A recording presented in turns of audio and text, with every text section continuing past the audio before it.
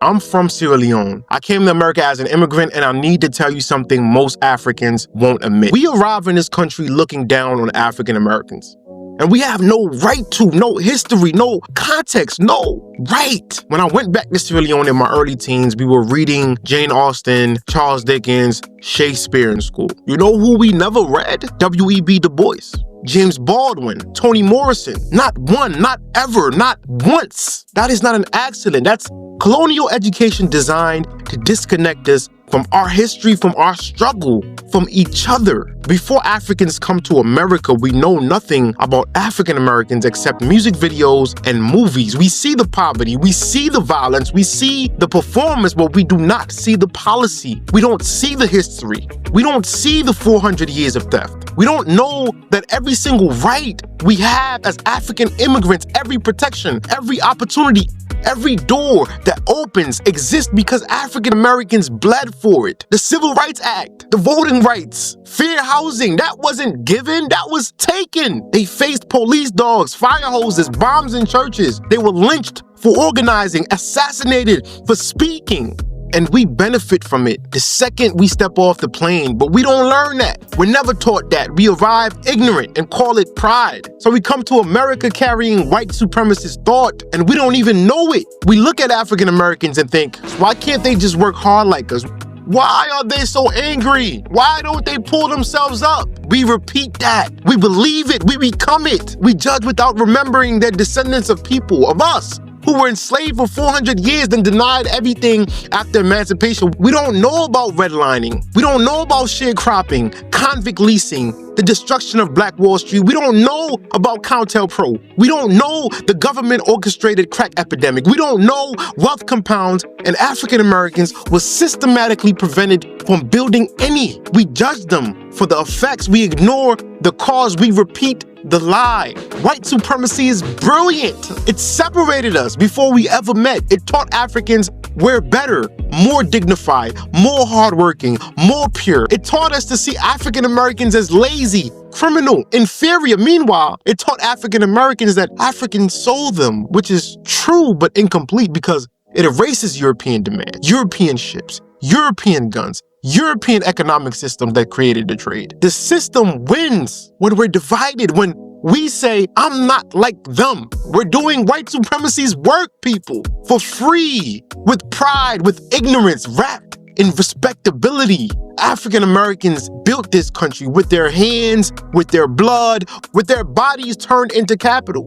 Then they were freed into a system designed to re-enslave them. Then they organized, then they fought, then they died, and then they won the rights the whole world benefits from. The anti-colonial movements in Africa were inspired by the Black Power movement. Martin Luther King, Malcolm X influenced liberation struggles globally. African Americans gave us language, strategy, and vision to fight oppression everywhere. And we repay them with judgment. We repay them with distance. We repay them by repeating white supremacist talking points. We have to address this ignorance. We have to stop it. We have to end it. We're not better. We're not smarter. We're not more deserving. We're just luckier to avoid the specific machinery of American anti-blackness. But make no mistake, to white supremacy, we're all the same. We just some niggas. The moment we stop being useful, we're just another target. We need to learn African American history. We need to read their thinkers, their revolutionaries. We need to read their poets, understand their struggle, not as separate from ours, but as the foundation beneath our feet. If you're African, immigrant, Caribbean, anyone who came here and benefited from African American blood, you owe them your respect. You owe them your solidarity. You owe them the humility to learn before you judge. Stop peddling white supremacist thought. Stop distancing yourself to feel safe. Stop letting the system use you as a wedge against the people who built the road you're walking on. We're all Black in America, all of us, every single one. The sooner we stand together, not in competition, not in judgment, but in recognition, the sooner we can all be free. The ignorance has to end. It starts with us. It starts with admitting we carried it here, over the Atlantic. It starts with putting it down. More African immigrants are becoming deeply informed about the true history of African Americans and not the normal stereotypes that they usually hear about African Americans, that they're lazy, they're dangerous, and they're criminals, and that they're not recognizing how white supremacy deliberately work to keep black people divided, but that division is losing its power. And I'm happy we are having these conversations because of the online hatred that we see between Africans and African Americans. So let's get to see the reactions, then we come back with more commentary. Shout out to Black Americans, dead ass. I know I've talked about this in the past, but I feel like I don't talk about it enough. And also I feel like they don't get enough credit. I don't think black people all around the world understand that the United States is by far the safest country in the world today for black people to migrate to because of black Americans, because of their ancestors' sacrifice, including this birthright citizenship that everybody and their mama enjoys, that Donald Trump is trying to get rid of. This was enacted because of black Americans. And it breaks my heart the way a lot of people come to America and not only turn a blind eye to their plight, but also talk shit and shit on them, in spite of the fact that America is all they know and they're doing their best in a country that was not created for them, most especially Africans. But I'm not trying to get into the diaspora war thing because, like I've mentioned before, this is just a bunch of hurt people hurting people. You have to understand that one of the things that makes black Americans different from every other black people is black Americans are the only group of black people that actually got to live with white people. Everybody else was left behind in their home countries. I know the Caribbeans were also products of slavery. Those countries, including the Caribbean islands, are majority blacks. The countries that white people wanted to settle in, especially the United States, the black people who were forced to be there, they received a heavier dose of fuck shit. And naturally, black Americans got to witness what it is about humans that made the Bible say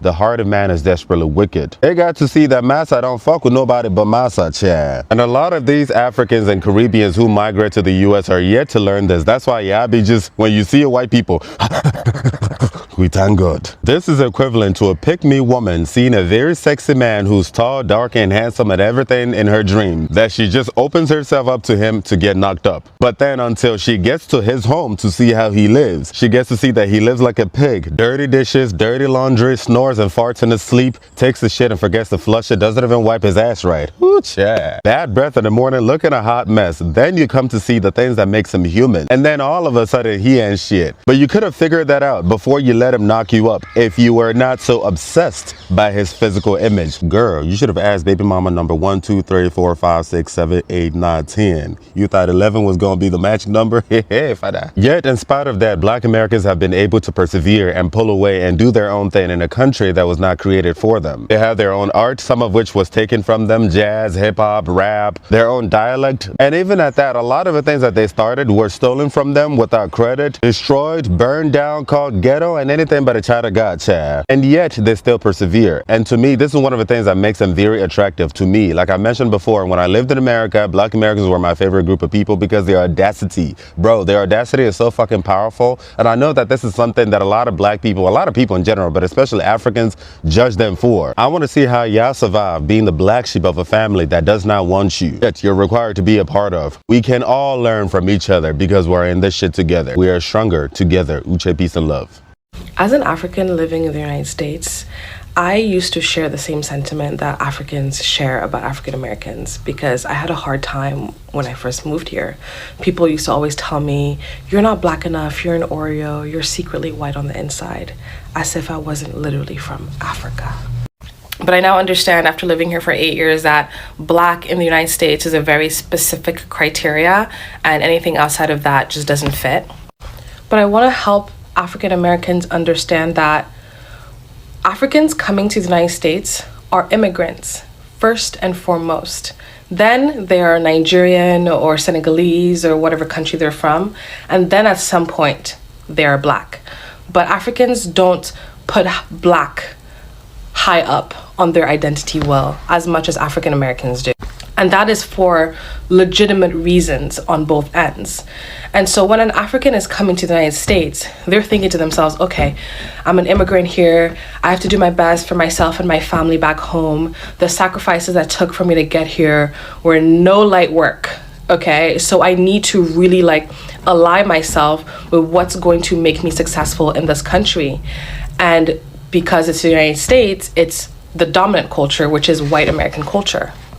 And so Africans are going to instinctively ally themselves with the culture that's going to give them the most success. I mean, African Americans even admit that they have to code switch to be successful here because that's what brings success.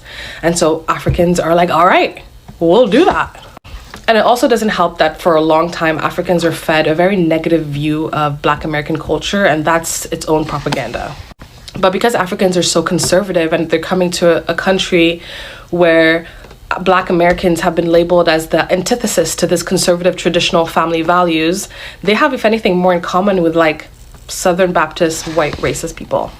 But that aside, going back to identity markers, Black Americans put Black first and foremost, and then everything else goes below it. And so they're thinking when another Black people come to our country, they're going to want to integrate with us, the other Black people, because duh, Black comes first.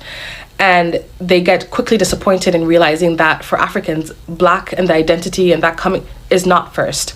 Their immigrant identity comes first, and then their country. And if anything, for us as Africans to feel like that's my brother, that's my brethren, or whatever, you have to come from the same tribe as us, because we have so many Black people around, we don't automatically pre-select for Black. But Black Americans don't have so many Black people around, have had to defend and protect their culture amidst a dominant white culture. And so they already pre-select and are overprotective for Black. And so that's why I think at the core of it, there's like a deep misunderstanding because of not realizing that we put where we put our identity markers and what we put first and what we prioritize are so different culturally because of our differences in trauma, realistically. And so it does make sense that Black Americans will be like, oh, my people, my brethrens come here, and African Americans or Africans, coming to the United States are like, I'm just trying to make it here. Like, it's a lot of work to immigrate to the United States. And so y'all can stay over there, and I can see why it's hurtful, and I can see why it's taken personally, and I can see the deep misunderstanding and the betrayal that African Americans feel. But it's unfortunate, and that's just a reality. But if we can talk about it from this perspective, I think we can get to a better understanding. But I also believe that Africans that spend enough time in the United States get to this compassion and understanding of the Black American community, because it is a very unique and specific set of circumstances for a culture to grow and to develop. I don't know if you've heard this statement before. United we stand, divided we fall. And that's exactly what is happening right now. When I moved to America, I noticed that the Africans and African Americans, they hated each other. It's like we're ops, blood and Crips. And I thought to myself, why? Aren't we the same? I realized that there's a huge misinformation gap, and there's a whole bunch of stereotypes that are floating around. Here in America, they show us Africans as uncivilized, poor, living in huts, and you see flies, skinny children. I'll constantly hear things like, y'all Africans, y'all don't like us. Y'all think y'all better than us. That's not good. We don't need that. This is how we need to be united. Africans, Ghanaians, Nigerians, Senegalese, Liberians, African Americans, Caribbeans. We need to be united like this, especially in this time, so that we can knock out oppression, racism, and all the things that don't want to see us succeed. When I came to America newly, I used to think African Americans are lazy. They don't want to work and all that. You will never understand the struggle of African Americans until you live in the system for 5 years. Then you understand that being Black in the system is already playing you 10-0. Like you are 10 steps behind. The schools in Black neighborhoods, they are all underfunded. The only thing you can find everywhere in Black neighborhood is liquor store. Keep drinking and keep yourselves busy.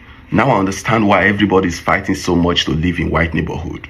Before I used to say they are not proud of their skin color. They don't love who they are. But they're actually fighting for their children's future. Because being Black in the system is already playing you 10-0. You are 10 steps behind. Is it you that is coming with underfunded certificates that want to be competing with somebody that is 10 steps ahead of you.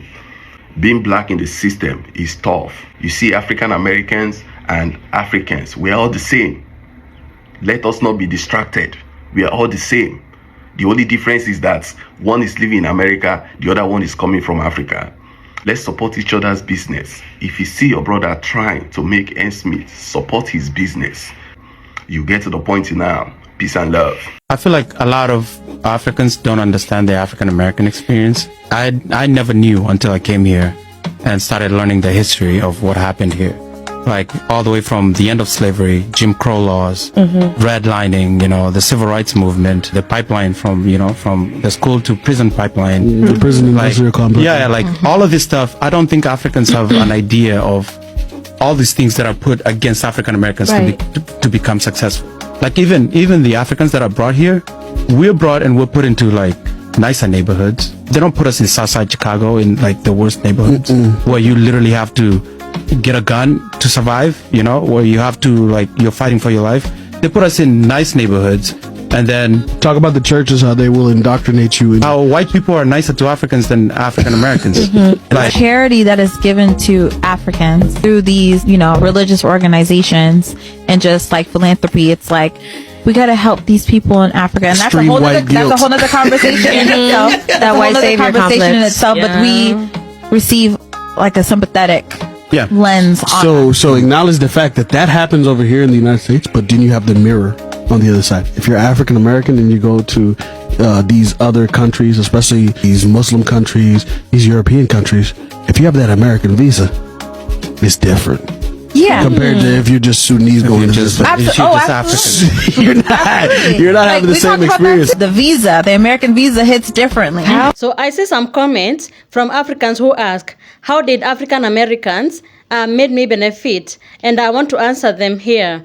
African Americans are not just any other group in America. They are the foundation of it, Every inch of freedom that black people have in America was carved out by African Americans' resistance, They were beaten so you could vote. They were lynched so others could walk freely. They were jailed so others could protest. And they were murdered so the law could finally be able to recognize black humanity. But the system never stopped working against them. White supremacy did not only brutalize African Americans, it strategically isolated them because it learned early that the most dangerous thing that can happen is black unity, So they invested heavily on division. They taught African immigrants lies and stereotypes about African Americans, that they are lazy, they are dangerous, they are criminals. But those lies were not accidental. They were survival tactics for a system that depends on separation. Because look, if African Americans and African immigrants united economically, politically, culturally, what would happen?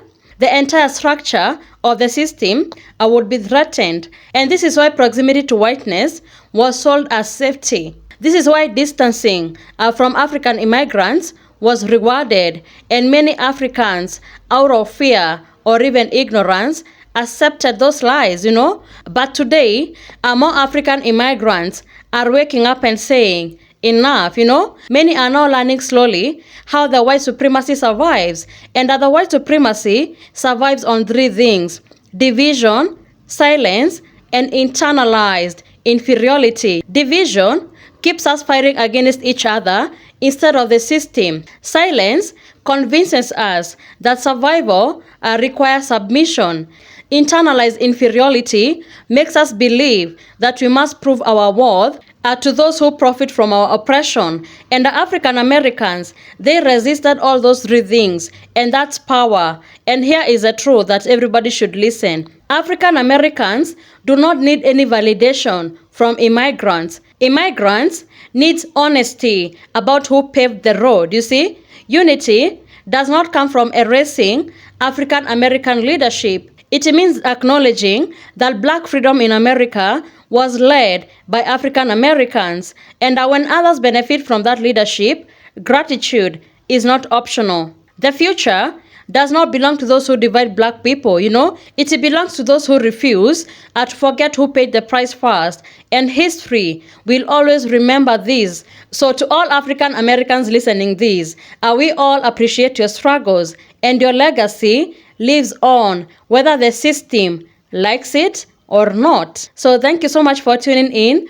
Be sure to like, subscribe, and share. Have a good one. I'll see you in the next video.